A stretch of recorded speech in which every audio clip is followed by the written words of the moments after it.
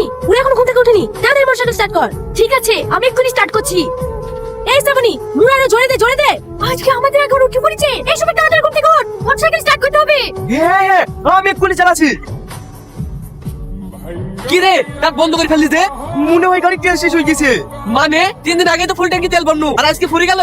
এই 2 দিন ধরেই তো প্রতিযোগিতা বেশি হয়েছে, তাহলে তেল থাকবে কি করে? ঠিক আছে, বেশ কথা না বলি তাদের 5 লিটার তেল লাগা। আমরা এইদিকে দেখছি। আজকে মা ঘুম থেকে উঠছে না কেন? মা,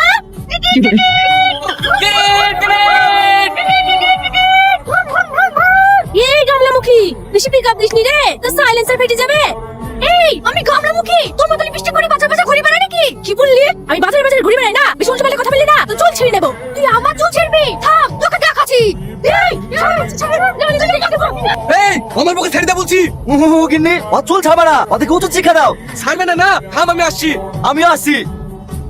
এই, আমার মাকে ছাড় বলছি, নাহলে তোর বাড়ি ঘর আগুন লাগিয়ে দেবো। তুমি আমার বাড়িতে আগুন লাগিয়ে দিবা, আর আমি তোমার বাড়ি ঠান্ডা করে লেগে পানি ঢালবো নাকি? এই তুমি চুপ করো। আইন নিজের হাতে তুলে নেওয়ার জন্য আমি গ্রেফতার করতে বাধ্য হচ্ছি। সবকিছু বিবেক বিবেচনা করার পর আদালত এই সিদ্ধান্ত নিল যে আমার বউ রামেশা বিবিকে বেকসুর খালাস দেওয়া হলো, আর ইন্সপেক্টর রোহনের বউকে যাবজ্জীবন কারাদণ্ডে দণ্ডিত করা হলো। আমার মা সারা জীবন জেলে থাকবেন না, তোদের কিছু বলি দিয়ে। থাম, তোর উল্টো পাল্টা রায় দেয়া দেখাচ্ছি।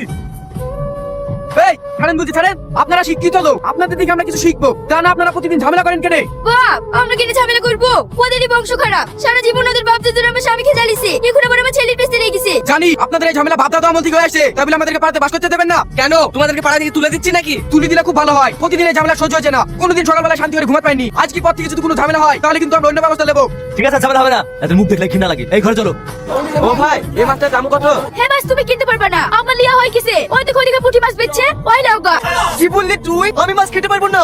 ও ভাই, ও মাছের দাম কত বলিস গো? 200 টাকা কেজি। আমি 400 টাকা দেবো, আমাকে দাও। তোর খুব টাকা জোর হয়েছে না? আমি 600 টাকা দেবো। আমি 2000 টাকা দেবো। এই তোমরা চুপ করো। এই ভাই, ফার্স্ট মাসে দাম জিজ্ঞেস করছে লোকে। এই মেয়েটা ঠিক আছে, এই মাসে মেয়ে টাকা দিয়ে দাও। এই ভাই তুমি যাও তো। থ্যাংক ইউ ভাই। এই শ্রাবণী, তুই যে বাড়িতে কাজ করিস সেই বাড়িতে ঝামেলা কি ঠিক হবে না? না রে, ওদের ঝামেলা বন্ধ হবে না, ওদের জন্মগত রোগ। আমি শুধু থাকি, ওই পুলিশের ছেলেটাকে দেখতে ভালো লাগে তো সেই জন্য। তোর যদি এতই ওকে ভালো লাগে তাহলে তোর ভালোবাসার কথা বলি দে না। তুই কি পাগল হয়ে গেছিস? আমি সামান্য কাজের মেয়ে হই, একটা থানা বড় ছেলে খেয়ে আমি ভালোবাসার কথা কি করে বলবো বলতো? এই কি জানে তুই কাজের মেয়ে?